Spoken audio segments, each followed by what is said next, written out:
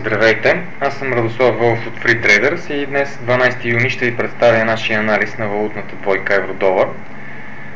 Пак почвам от седмична графика. На седмична графика вълновата структура тук допуска два сценария.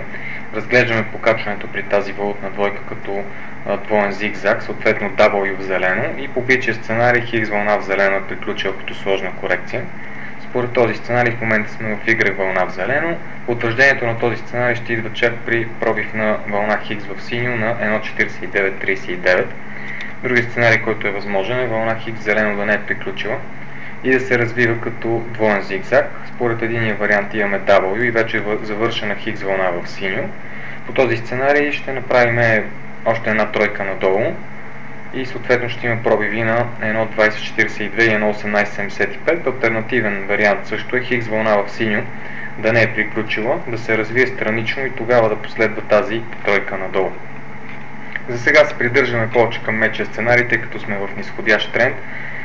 На дневна графика разглеждаме пропадането от 1.3710 като начало на следваща тройка или седмица надолу, която евентуално ще пробива ключовите нива. Това е сценария, по който вече Хикс вълната в синьо е завършила и имаме и Хикс вълна от по-малък порядък завършила. Тоест от тук насетне по този сценарий ще има силен нисходящ тренд и пробивите на ключовите нива. Ако цената излиза над така построен нисходящ ценови канал, това ще означава, че отиваме към по-бичите сценарии на седмична графика, именно поне Хикс вълна в синьо да не е приключила и да се развие по-сложна странична корекция, или пък въпреки лошата структура и качването да се развива бичия сценарий. Това е развитието според бичия сценарий и според мечия сценарий, според който вълна Хикс в синьо не е приключила. Той допуска пропадането от 1.3710 да се разглежда като тройка за Хикс вълна и от тук да видим пробиви отново на 3710. Чак тогава ще бъде и актуален този сценарий. За сега, пак казвам, се ограничаваме на този етап все още към мечия сценарий, въпреки че след миналата седмица цената продължи нагоре и проби предишния нисходящ ценови канал. Това на този етап обаче все още не променя броенето. Разглеждаме пропадането от 1.3710 като евентуално вълна 1 или вълна А и съответно корекцията, която се развива след това, има структурата към момента на флат корекция. Виждате, имаме тройка от нотоза, после имаме тройка за вълна Б, която не проби дъното и съответно в момента се развива импулс нагоре за вълна С.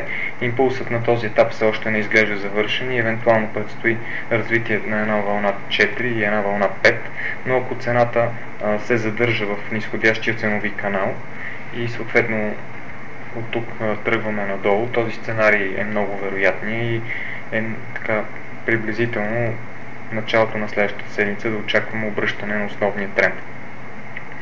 Ускорени пробиви от тук нагоре вече ще бъдат негатив за този сценарий, ще е по-разумното да се изчака, тъй като това ще означава, че е много вероятно да имаме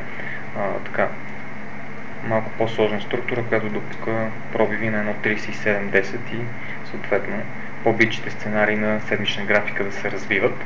Но за сега тук мечия сценарий е издържан, трябва да се отбележи, че горе-долу корекцията, която се развива след дъното, именно този флат, така приблизително като време е отнел времето на падането, достигнала е добри нива и ако тук насетне видим едно забавяне с още един финален връх и дивергенции и отново пробиви надолу, това ще е сигнал, че е много по-вероятно ние да се движим по мечия сценарий. За сега това е от мен, благодаря ви за отделеното време.